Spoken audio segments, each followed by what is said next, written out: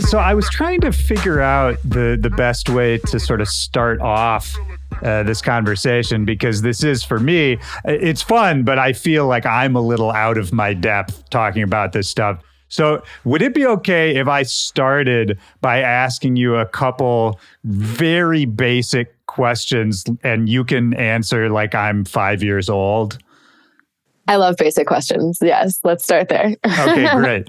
So the first question I want to ask you, just to lay a couple baselines, because I feel like these are things we're going to talk about a lot in this conversation.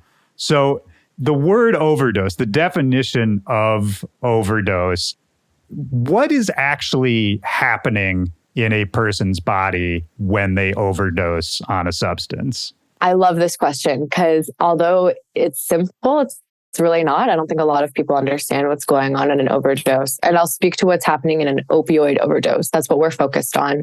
That's what the number one cause of death for young people in this country is. So it's really when your opioid receptors, all of us have natural occurring opioids and opioid receptors in our brain. Opioids are an analgesic, which means it helps us essentially when we're in fight or flight mode. If we were to get like hurt or cut, we would numb that pain so we could still fight or fly away, essentially.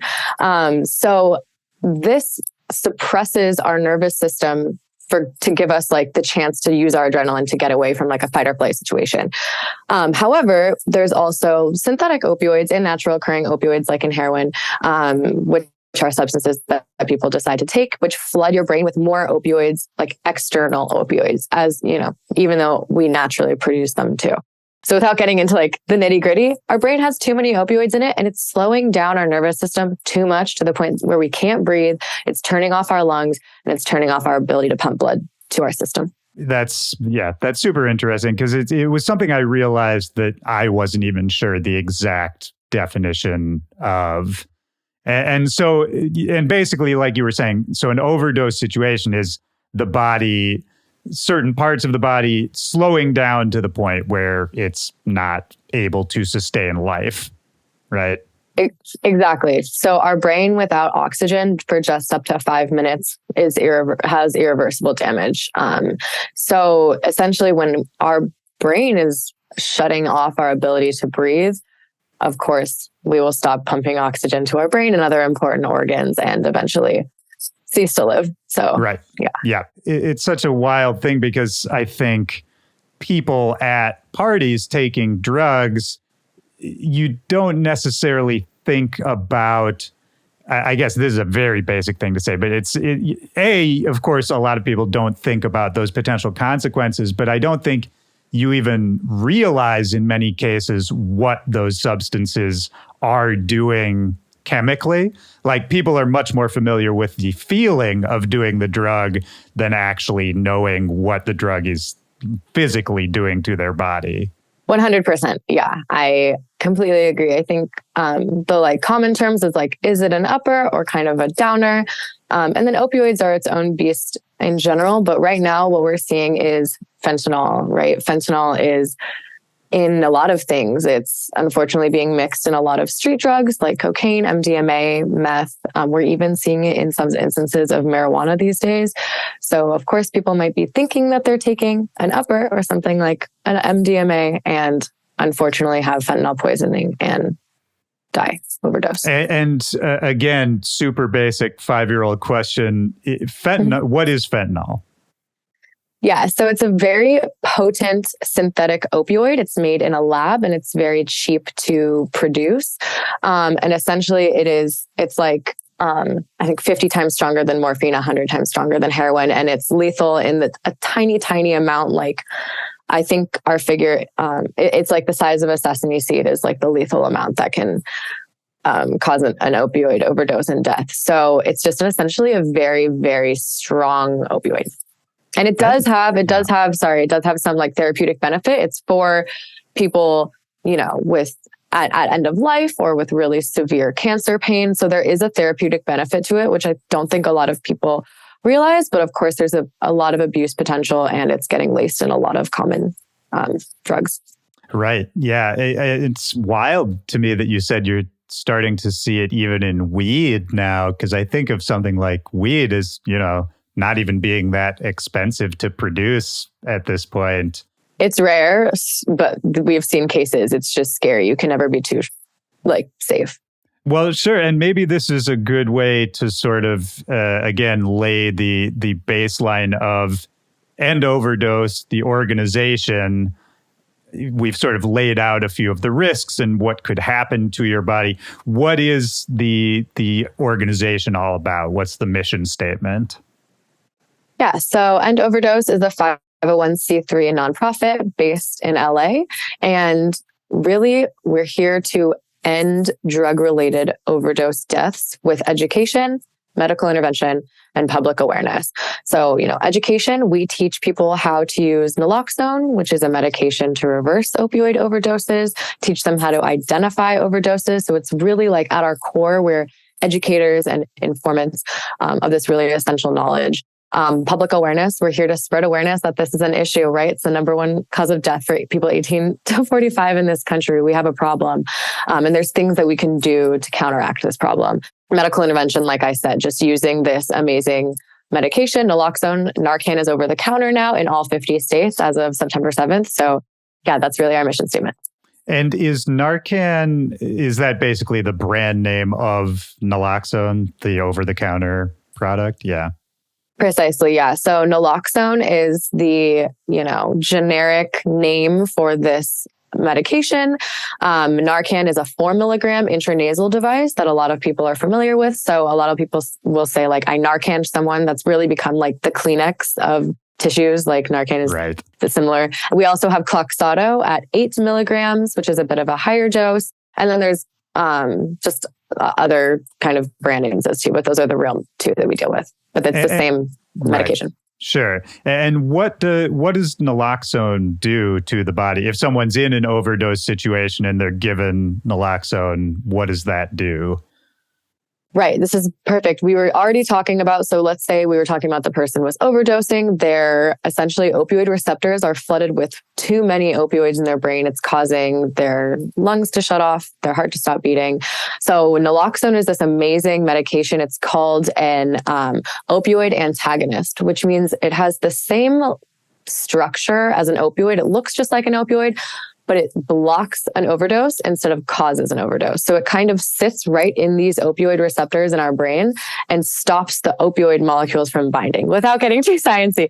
But essentially, it stops the overdose in its tracks from happening, but only for a temporary amount of time. And then it'll release from the receptors and the opioids will still be in the brain though, right? Because we've flooded our brain with a lot of opioids. So that's why we really, really need to call 911, make sure medics are on their way. That's the first thing we teach. If you see a problem, you've got to make sure medics are on their way. Because at the end of the day, naloxone is a temporary solution. Only lasts 30 to 90 minutes.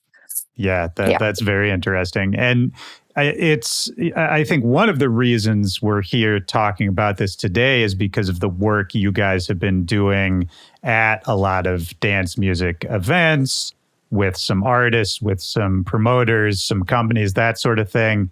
Can you talk about, before we even talk about what End Overdose is doing, how did you come to be involved or even interested in this subject?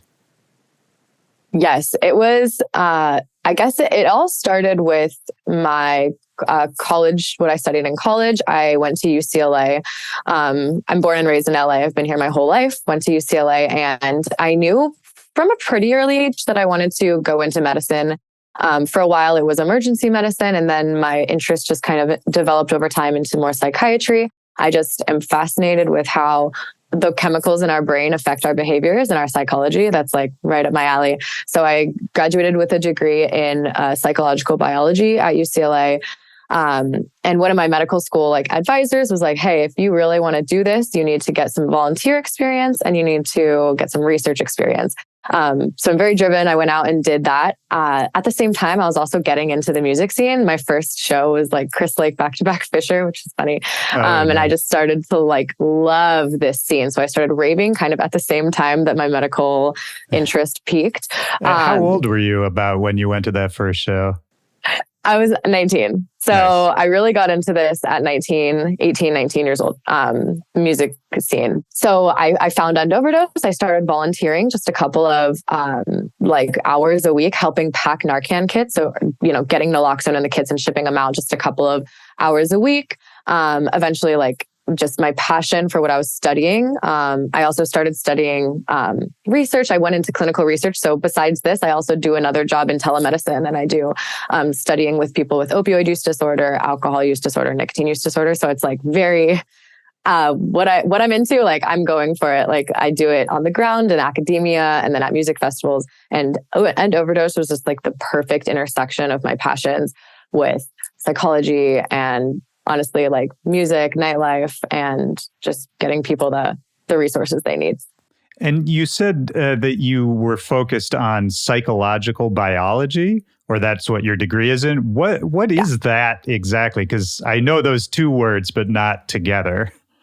Yeah, it's just an interdisciplinary major at UCLA where it's the same thing as biopsych, if you heard of it. It's essentially a biology major and a psychology major. It's almost like doing a double major. So you're taking all of the biology, all of the psychology, and then your upper your upper division classes are really more neuroscience based. So an example would be one of my favorite classes in school was the psychobiology of addiction. So we would look at people who have substance use disorders and then what's going on in their brain biochemically to make this happen, rather than looking at external factors like their families or environment or their upbringing. So I'm really more into the chemical biological standpoint. Yeah, it's super interesting. Talk about, so End Overdose, like we said, at this point, I think you guys are involved in a lot of different ways in the music scene. Did the organization grow along with you? How far has it come since when you started working with them? Yes. So End Overdose had already been involved in nightlife when I started. So how we really got into nightlife was I guess I'll start from the beginning. Is after the unfortunate death of Lil Peep, our founder really had this idea. There was a need for getting this education, these resources into the community. So with the help of the group Emo Night and the artist Krayshawn, our organization formed something called the Community Meeting, which really was just getting the word out there that these are these resources that can help save lives to the community that needs it. We eventually started working in the underground and throwing our own events with the help of Restless Nights in, I think, about 2022. And then we started partnering with Insomniac of last year. I started almost a year ago, I think in December. So it's been I essentially came on right as we partnered with Insomniac. And that has been my passion, my baby, just seeing us grow with Insomniac and getting bigger and becoming more of a household name in this space has just been amazing. Yeah. And am I right, too, that you've also started at least a bit going on tour with certain artists, or going to, not just with promoters or local events, but, more stuff around the country with different people? Yes. Namely, Illenium was one of the biggest and most amazing partnerships that we've had to date. We went on tour with him, which really means we had an End Overdose booth or training area essentially at every single pit stop or every single tour date, I think, except one. So out of all of his North American tour, we were there. We were essentially training those who decided to go to his tour dates, how to use naloxone. And one of my favorite things to tell about my impact or our impact as an organization is just because we were on one of those tour dates with Illenium, we got a message, we got a DM months later from someone, and they were like, "Hey, I want you guys to know that I went to Illenium's tour date here, got naloxone from you. And just a week ago, months later, I used it to save someone that was really close to me." Wow. Which just shows our impact and shows that just by working with an artist in any state on tour, it can have this butterfly effect of saving someone's life down the road. Yeah, no, that's incredible. And it's, I think, really cool that I don't want to use the word normalizing it, but I think bringing these kinds of issues out into the open and just being more open about the fact that we all know these things are happening. And to a certain extent, we all know that there is help available. But I don't know that the two have ever been connected in sort of an above ground way before at live events like this. And I wanted to ask you, is there anything that has changed with events to make this more possible? Because in my mind, at least historically, so many promoters, and I'm not shitting on them, I understand the mindset, but I think so many promoters would be worried about bringing in someone like End Overdose because it's this tacit admittance that, yes, drug use is happening at this event that I'm putting on, which I think a lot of people are afraid of, for any number of reasons, understandably. So has something changed? Because it's such a great thing, and I think a thing that has always been needed. So I guess I'm curious why it's starting to work now, if that makes sense. Totally. That's a really important question. And harm reduction in general and like overdose prevention response has been in the works for a while. So I do want to like give credit to some of the organizations that have been working on this for decades, like Dance Safe. I'm sure all of us are aware of Dance Safe and the work they've done. Well, sorry not to cut you off, but Dance Safe, yeah. I'm glad you mentioned them because you're right. They've been doing this for decades. And when I was just saying that, a lot of events are tentative about this kind of stuff, it was really Dance Safe I was thinking of because I know historically they've tried to get on so many events over the years and kind of been rebuffed a lot of the time. Right. And that's, so they definitely laid, the groundwork of getting these important resources into events. But we at End Overdose our focus is a bit different and more pointed on education and overdose prevention and response with naloxone. So to answer your question, have things changed? Of course, like after the Rave Act and people like promoters were getting literally arrested for having like raves in warehouses. There had to be like a psychological and cultural shift for this to happen. And like, namely, there's a huge issue in this problem. People are dying every day, 150 average per day. People die on synthetic opioids in this country. So it was a huge breakthrough for us to partner with Insomniac, and Pasquale Rotella reached out to our CEO, Theo Krzwicki, and just wanted to make sure that his community had every resource available. And, just because the Narcan or naloxone is available in these places, I don't know that it's an admittance of drug use, but it's definitely a perfect place to educate a large amount of young people at one time. So we look at our presence at these music festivals as just like an amazing opportunity to educate young people in a fun and engaging way. Because just in, for example, at EDC Las Vegas, we were there, we had 2 activations in the camp and in the festival grounds. And like, just because Insomniac gave us a space there to work, we reached, I think, 500,000 people over 3 days. Like 500,000 people could have passed us and gotten their education materials and picked up a dose of naloxone. So we just really see and like thank you to Insomniac and our partners. And eventually it snowballed into partnerships with AEG and Golden Voice. And we're only going up from there. And there is a cultural shift happening because we have to destigmatize the conversation and just make the resources available to those who need them. Absolutely. And so for people who maybe are just learning about this or your organization for the first time, if they see an End Overdose booth at an event, what is on offer? Like if they walk up to the booth, what are they going to find? Yeah, so it totally depends on the event. At our large scale festivals and our Insomniac events, so I guess I'll start with, what do you get at every event? What you get is a interaction with one of our team members, are trained and very knowledgeable.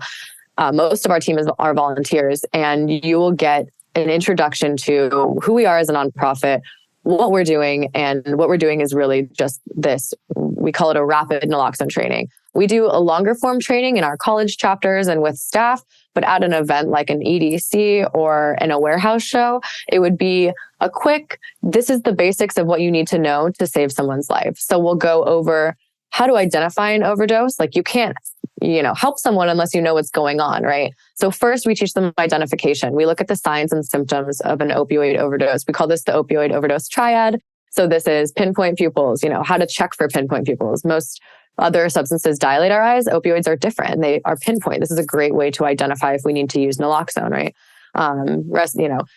Things like loss of consciousness, how to wake someone up or try to wake them up. And then, shallow breathing is another one. So after we go over signs and symptoms, the next thing we go over is how to call 911 and get 911, especially at a music festival. Half of us don't have cell service, if not all of us. So how do you really get help on the way? Because before you even take the naloxone out, you've got to make sure medics are coming, right? Because it's a temporary solution. Showing people where medics are on the map, making sure they know where people are with a radio to get dispatch on the way and help them. So of course we go over that, and then finishing up with how do you administer naloxone? We have a CPR or it's a CPR mannequin, but we use it for specifically showing rescue breathing and how to administer naloxone. We even have like little testers that we could give people so they feel it. It's really about like giving people the confidence to act. And then lastly, we finish up with aftercare, how to, you got to stay with the person, what to do if they're still not breathing or responding, when to give a second dose. So after we go through that training, we give every single person who listened and sat there through the training, a free dose of naloxone. That's our biggest thing. Like our mission statement is Narcan needs to be accessible to everyone. And we can only do that if cost is not a barrier. So we're really unique as an organization because we give our resources out for free. And it's very difficult to do. These are expensive, this is an expensive medication. Over the counter, it's $60, for Narcan. And we're giving it out for free in the thousands. We'll give them a certification card and send them on their way. Yeah, that's huge. And it's, talking about destigmatizing this sort of thing and sort of changing the cultural conversation. I remember I was talking to Hades, the artist who's also been on this podcast, and I know you guys have worked with her on various initiatives, and she's great. We love her. She was sort of talking about this idea, and she's pretty vocal about this on socials as well, about wanting to change cultural understanding to make it just a normal thing that this is something everyone would carry around. Not that you have to have a specific purpose to have it, but it's just, when you're leaving the house, keys, wallet, Narcan, that kind of thing. 100%. That's exactly where we want to go in this direction. Like a couple of analogies I have are like, well, one, this should be something you have in your first aid kit. It's like Band-Aid, naloxone, right? Like overdoses happen everywhere. They're unexpected to anyone, you never know when you're going to need it. But it's kind of like educating people how to use naloxone is almost like kind of analogous to how we used to, CPR, right? CPR is kind of a basic skill that most people in this country know. But there was a time where people would like have a heart attack in a restaurant and no one knew what to do because CPR wasn't a thing that people knew how to do. But over time, with initiatives and spreading awareness and making it like a not scary thing, now people mostly survive heart attacks that happen. We are looking at this in the same way as teaching people how to identify and respond to an overdose and just how to use naloxone. Carry it on you, even if it's not going to do any good at home, right? Just make sure you have that on you. Absolutely. Yeah.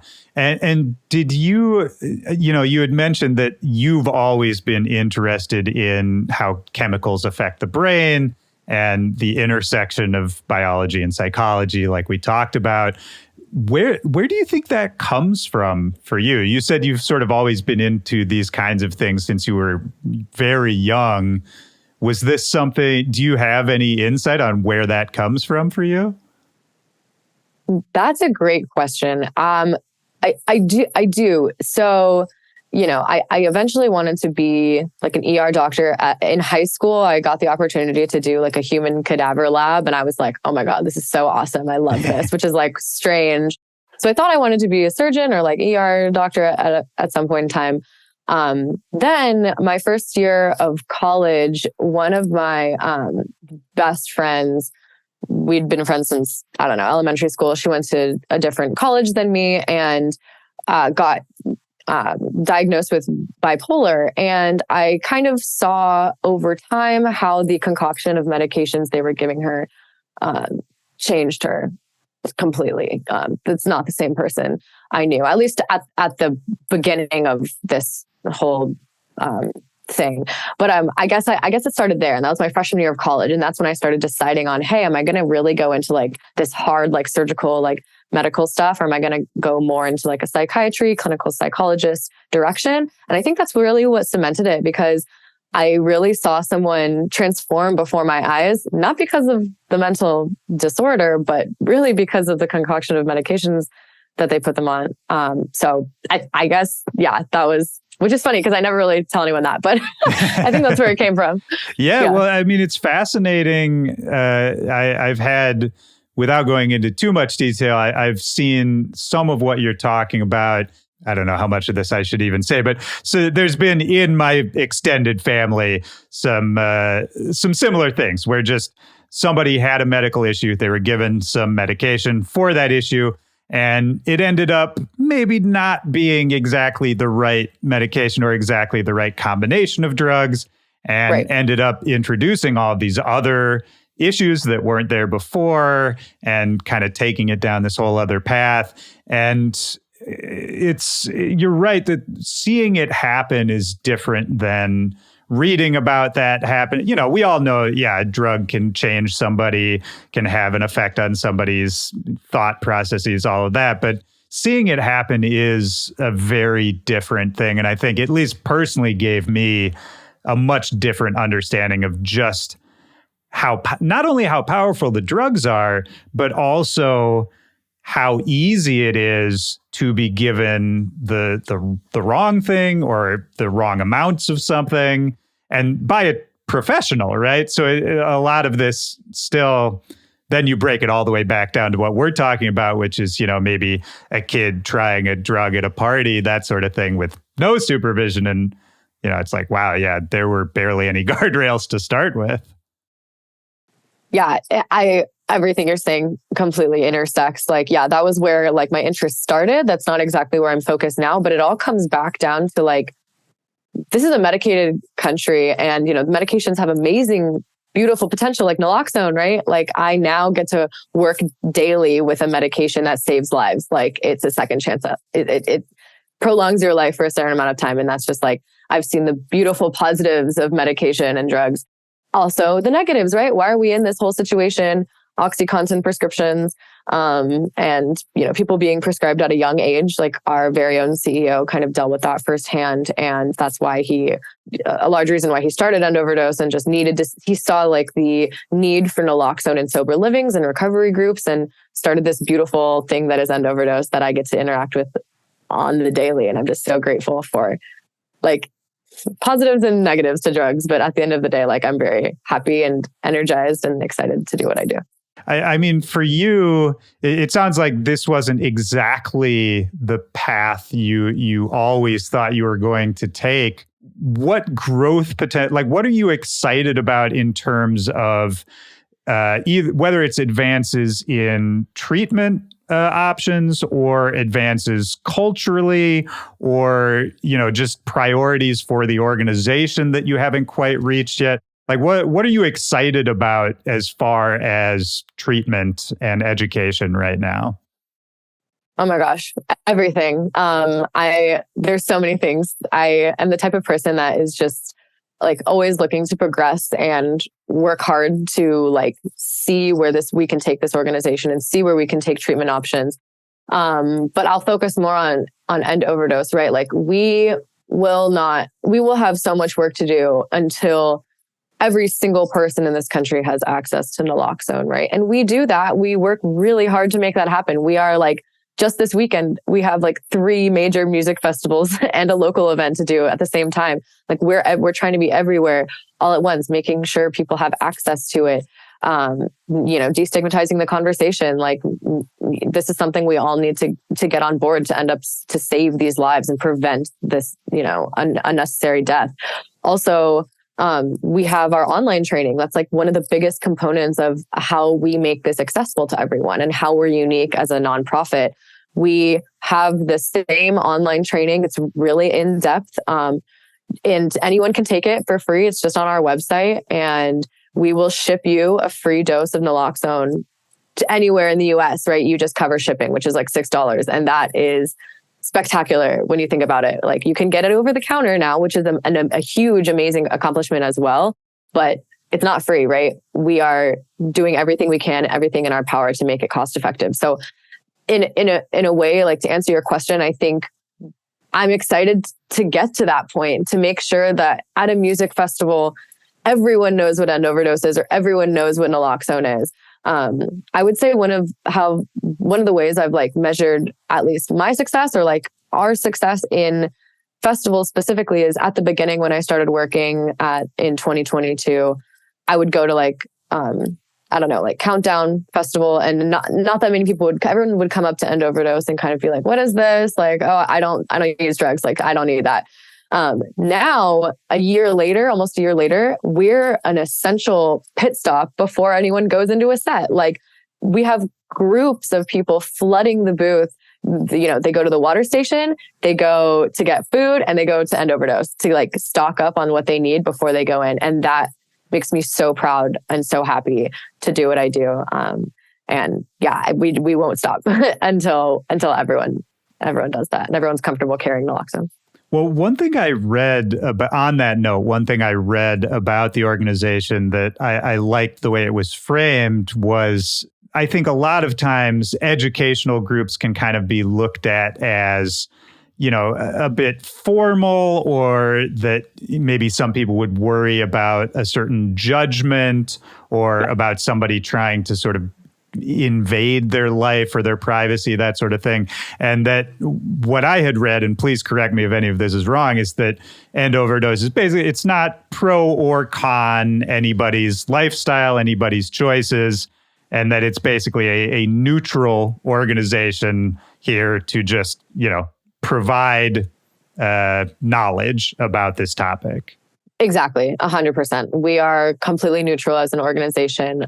We are not telling anyone what to do at all. We're not pro sober, and we're not pro drug use. We're absolutely not telling people to use drugs. It's purely about safety and reducing harm. And that would be giving people the resources they need. They can also order fentanyl test strips on our website. And that is a great way to make sure that the drug people are trying to take, or maybe experimenting with, or maybe using on the regular, is not going to kill them. And we're about that. We're about preventing overdose death. Yeah, I love that. I think that to me rang a bell as far as maybe why End Overdose has had some success that whoever else has not had in this arena. Is like, I think that non-judgmental part of it, and really staying very neutral about the education, I think that's a big key.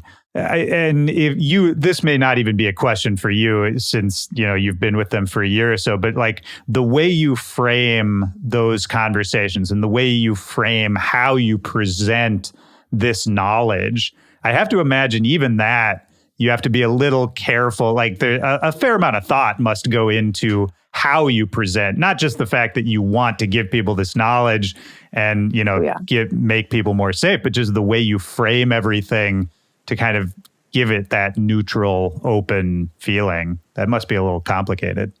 Certainly, yeah. And our CEO has done just a fantastic job at creating our training and going off of like SAMHSA's guidelines, but also making it like understandable and digestible and approachable.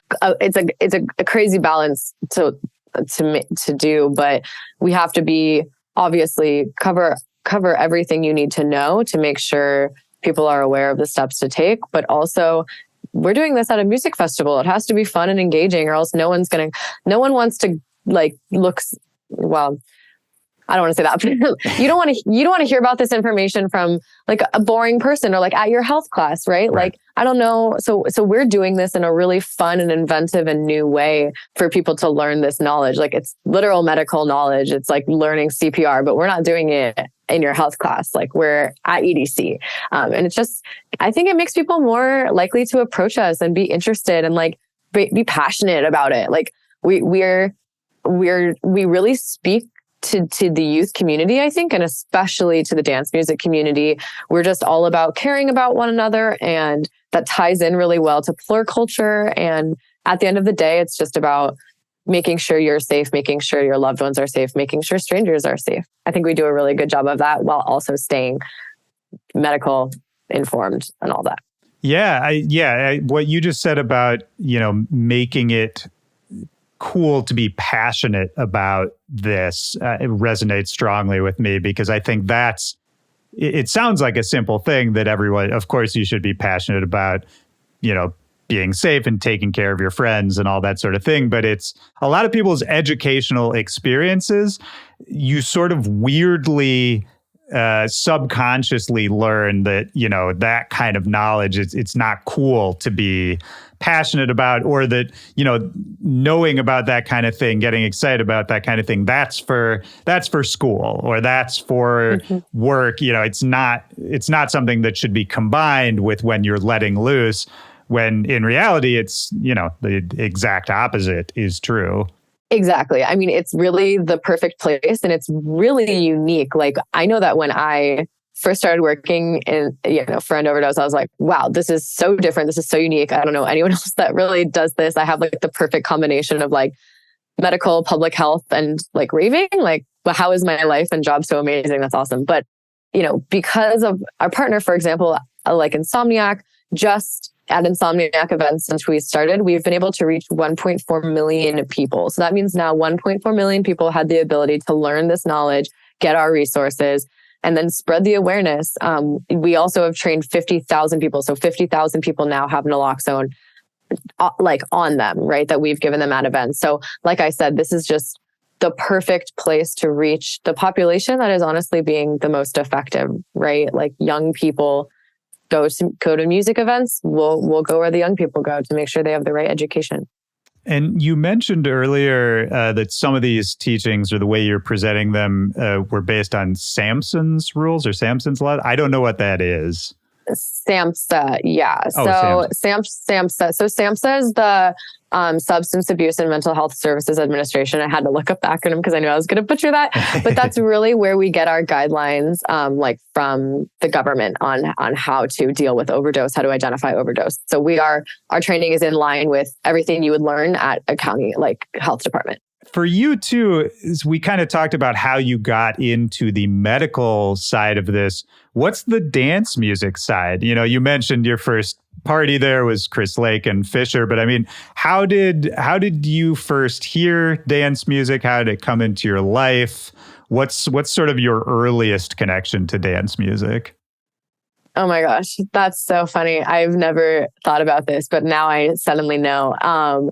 In college, my main source of fun was the ski and snowboard club. So my passion, besides music and harm reduction, is snowboarding. So I literally, from the age of 2, I've been skiing and snowboarding all my life. So that was essentially, and at this ski and snowboard club, it was all we did was snowboard and go to raves. And I know that sounds kind of funny. While I was studying to be a doctor, it's just the perfect paradox of what I am. I'm a nerd, but also a raver. But they were yeah, we're going to go to Space Yacht tonight. Or yeah, we're going to go to Nightmare Back-to-Back Slander tonight. I'm what's that? I'll try it. I'll see. And then, as I said, my first real amazing show that I just my passion was cemented, my love for the community and the sound was cemented with Chris Lake Back-to-Back Fisher at the Shrine in 2019. And it has just been a passionate love affair ever since, with me and this scene. And now I'm kind of going to raves for a living and making an impact doing it. It's awesome. I mean, it's incredible. And that's a very short amount of time to be that deeply involved too, which I think is worth noting. I mean, before you started going to the events, had you heard dance music? Were you aware of it at all? So yeah, I mean, I would have memories of just them playing I don't know, Steve Aoki at a ski and board party, or people would be listen to this playlist with Martin Garrix while snowboarding. And I'm what's that? Because I used to be into reggae. I think that was my main music, sure. Which is so funny. And classic rock, of course. But Was Yeah, that from that's your definitely. parents? Where does that come from? So the classic rock is definitely from my parents. My parents grew up during like the 60s and 70s, and just I grew up on the Eagles and the Rolling Stones.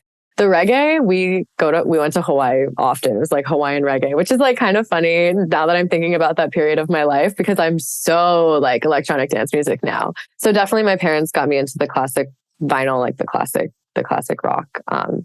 But yeah, just getting into it through snowboarding and then making it like a lifestyle. Of course, there was COVID too. So I got into it right before COVID. And then I was just like watching like rave vlogs, like from 2019, to like wish I was back into that scene, because I had just gotten into it. And then I really got to go at it with a full passion in 2021.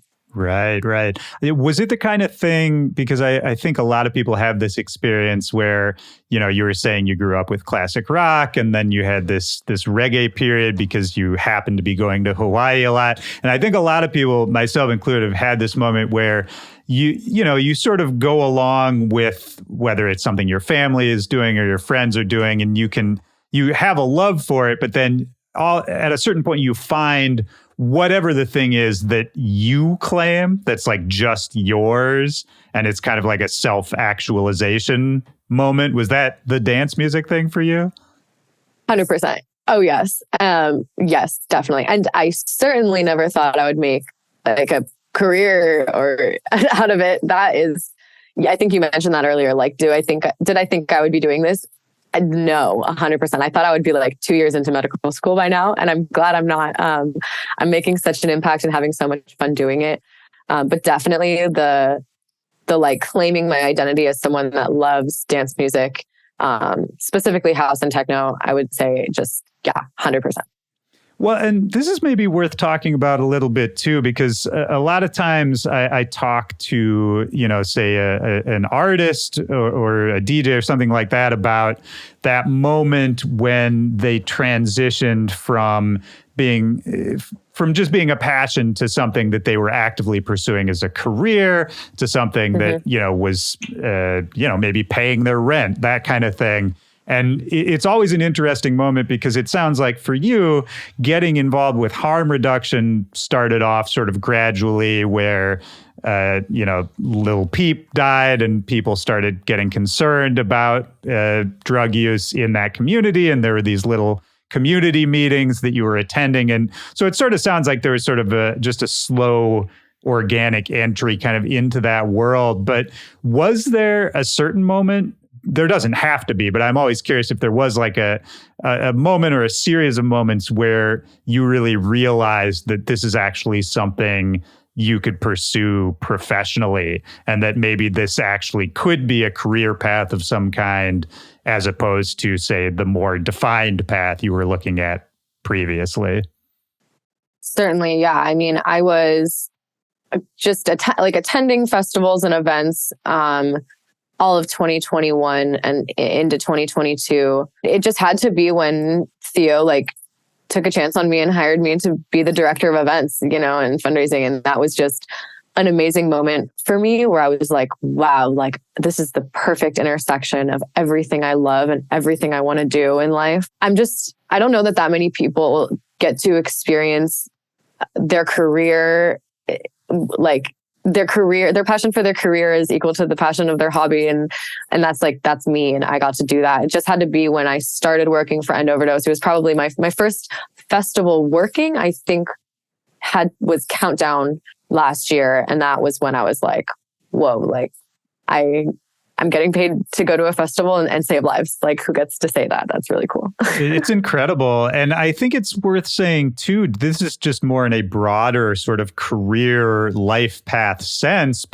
and it's as true for what you do as for a DJ, as for somebody working in a totally different field outside of this conversation. But I think when we grow up, it's hard to imagine being able to combine all of our passions and make a life out of it. And I think I have this conversation with a lot of musicians, where it's much easier to sort of follow the trend, to see something that's already working and to sort of try and get on that. And I think that's just as true for any kind of career that has a defined path, right? That it's easier, it's maybe a little less stressful to just say, well, I can just sort of follow this path that's been laid out. But the fact that you didn't, and that you figured out a way, even if it wasn't the original plan, to sort of combine everything you loved and carve out, maybe something a little new, something a little novel for yourself. I think that's inspiring in a way that kind of anyone can take from, just in a career sense, that you don't necessarily have to compromise something you really love just to make it work or to fit in. Certainly. Yeah, definitely. Like following what makes you wake up in the morning and following your passion. Like, obviously there's a line to walk, because a lot of people that make their hobbies their careers end up losing their love for it. Like a lot of DJs even, or professional snowboarders, when it used to be something that made them really excited, and now it's like, oh my God, I have to do this to pay my bills. So I don't feel like that yet. Of course, I'm early in my career and early in my path, but I think what energizes me is that, yes, it's novel for me as a person, but it's also, I get to create experiences and events and collaborations with this nonprofit. And I get to be creative and direct a path of where we're going with. I get to, I want to work with an artist. I'll hit up the artist. We'll do a meet and greet, and we'll do, a raffle for tickets, and just making people at the end of the day excited about this, what is a really scary subject, but we make it really fun and engaging by working with artists, by collaborating, by working in different states and doing different social media awareness campaigns, partnerships. It's just so exciting, and the possibilities are endless. Do you have any advice for anyone who might be interested in getting more involved, outside of obviously getting educated on the subject, maybe brushing up on End Overdose, maybe getting in touch with you guys, that sort of thing. But just for people who are interested in getting more involved in this kind of area, or maybe just people who have a passion for music, but don't know exactly how to get involved, that sort of thing. Because I think that's just a common question for a lot of people is, maybe they're connecting with what you're saying, but they don't know how to get themselves involved. Yeah, that's a tough question. Everyone has their own path. I know mine was definitely not something I anticipated. But just putting yourself out there and trusting yourself that has to be something that I did. When I first was deciding to take this job, I have another job in telemedicine, which is obviously a lot more academic. It's not super creative, but I took a risk and was like, am I good enough for this? I had a bit of imposter syndrome, but really at the end of the day, you just have to trust yourself and put yourself out there, because you will grow. No matter if you love it, and if you have an ability to work hard and work well with others and collaborate to meet the goals of your organization and meet your own goals, you can do it. I think people just have to take a little bit of have some faith in yourself and take a leap, and you never know what'll happen or what can come from that decision. Yeah, I think it's worth saying, I talk a lot about imposter syndrome on this podcast, and I think it's worth saying as many times as it comes up that one thing I always think about with imposter syndrome is it's something that almost everybody feels at some point or another. And when you're feeling it, at least what's helpful to me is to realize that everyone else is feeling it too, And so it's, at the end of the day, when you're starting off, nobody knows what they're doing. And so it's always easy to sort of think that everyone else knows what they're doing and I don't, when in fact it's very much the opposite. 100%. Yeah, definitely. I feel like I've had this sort of similar conversation with artists and producers, and they're also taking a leap of faith with their own artistic journey.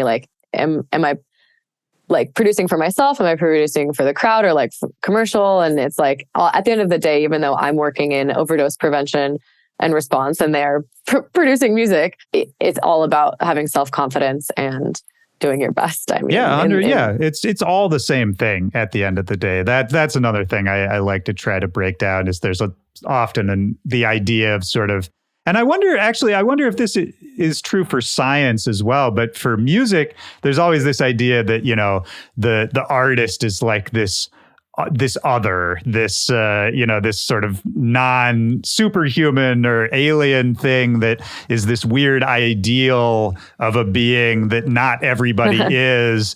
It's just it's kind of this bullshit idea to like separate people, separate groups, and to gatekeep a little bit as well. But I would actually imagine, does the same thing exist for science as far as like, a very successful, if someone's really published a lot, that sort of thing?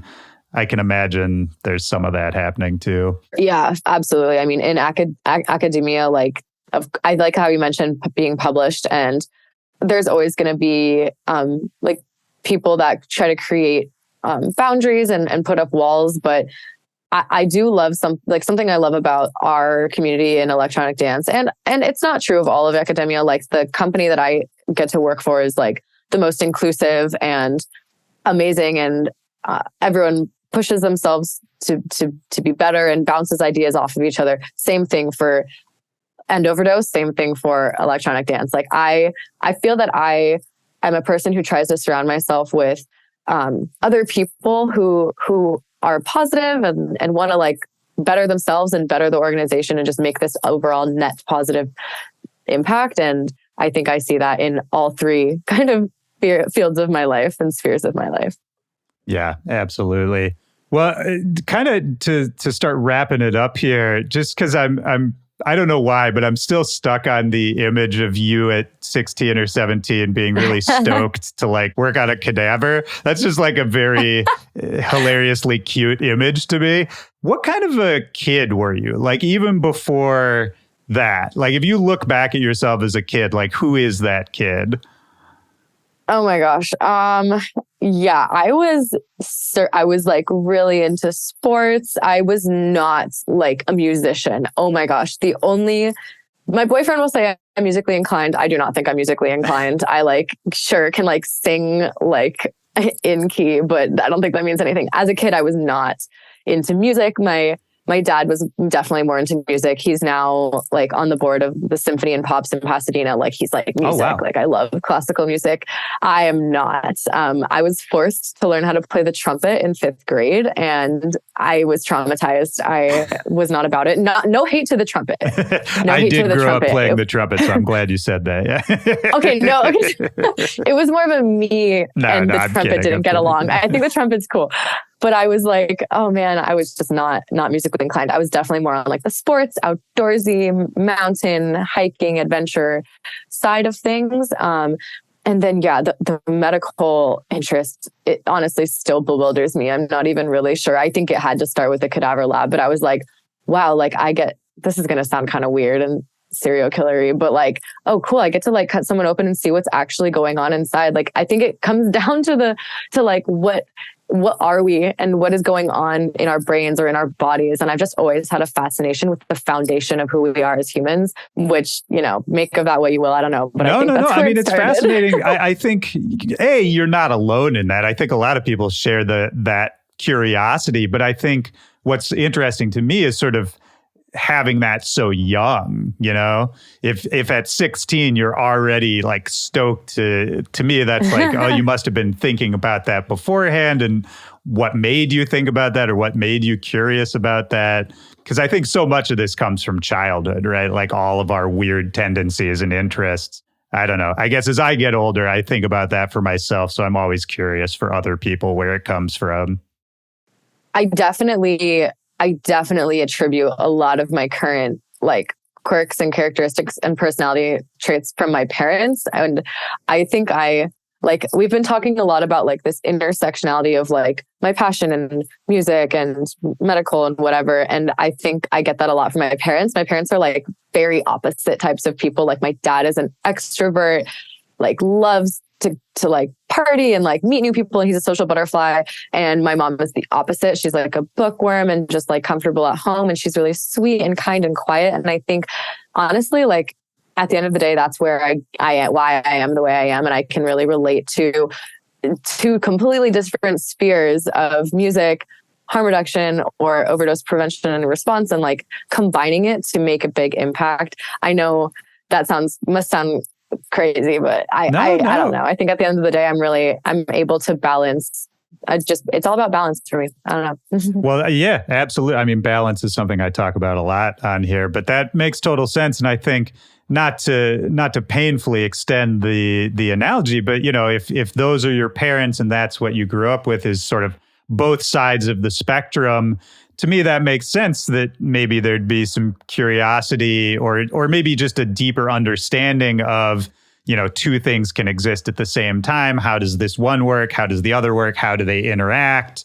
And, just that mode of thinking, I think maybe that lends itself to a hybridization of your interests. I don't know. That's off the cuff, but I feel like there's something there. I love it. No, I mean, you're so right. I never think about this. I almost feel like I'm in like a personality analysis right now, but like you're killing it. You're spot on. I totally agree. Well, that's awesome. I mean, this is great. Thank you again for doing this, because this is fun for me. It's fun for me to be out of my depth a little bit on this stuff and to learn a lot. I guess as a way to really wrap it up, one thing I did want to ask before we got out of here, We've talked about End Overdose, the mission statement, what people can expect when they see you guys out at events, how they can get in contact, go to the website, get Narcan, that sort of thing. Just in general, are there any easy steps people can take to be safer at events in general? Or are there common mistakes that you see people making when they're out? Of course, like it's really, we want to make being safe approachable and easy for everyone. Of course, like we said, we're at a lot of major events and a lot of shows, but it doesn't matter where you are. If we're there, you can always go on our website and like get certified, get educated. It takes 20 minutes out of your day, order resources for free, and you can never be too cautious, right? I know people are using drugs all the time right now, and you can make a decision to be responsible about it and just take your personal safety into consideration and the safety of others. Mistakes. The one thing I see is that, I think some people think they don't want to visit our booth, or they don't want to take the time to come because they don't think that any of their friends use drugs, or they just don't think it's going to happen to them. But we just want to make it really clear, like, overdose happens everywhere and you can never be too safe. And it really costs nothing to get some naloxone, carry it in your purse, carry it on you, and you can literally save someone's life. You never know when, but it's so important. We should just care, let's care about one another. Sure. Yeah. Change the mindset, make it, so you put on your seatbelt when you get in the car, right? It's that kind of thing. Exactly. Well, this has been great. Is there anything else that we haven't talked about? Anything else we should get out there about End Overdose, about anything else that's going on? Anything else on your mind? I would love if we got just my goal is to have everyone engage with us in some sort of way. Of course, we've had some really exponential growth over the last year. But if people are ever interested in working with us, or artists working with us, we do a lot of educational campaigns, like you mentioned with Hades, or we're on tour with Illenium. We are here to work with anyone who wants to end overdose, right? We want to work with you. That's the only way we're going to do it. We need to do it together. So apply, follow us on socials, or reach out to us, DM us if you have a question, or, want to know how to get involved. And you can always find us at our own events. We also, if you want to support us and you're not nearby, we could always use donations and help with fundraising. Funding is a huge thing for us.